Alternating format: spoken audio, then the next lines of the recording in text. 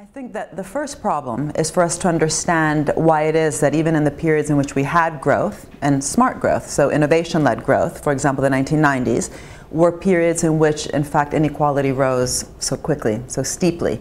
So how actually to get smart and inclusive growth to go hand in hand requires analyzing decades like the 1990s to ask what went wrong.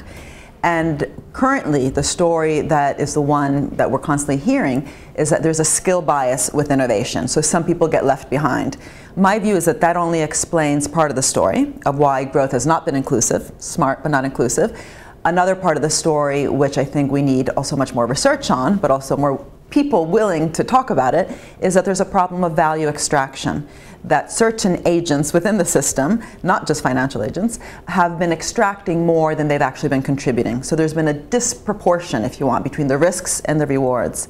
And this really requires also telling a new story about who the risk takers are.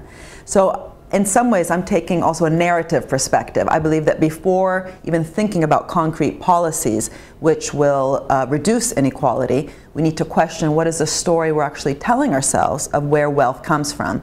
Because only by really then looking at that story carefully can we start asking questions about, to what degree is wealth then extracted by some, because this is currently what's being said today, that there's all these rentiers and speculators and that the financial sector as a whole has in some ways benefited from not production but speculation.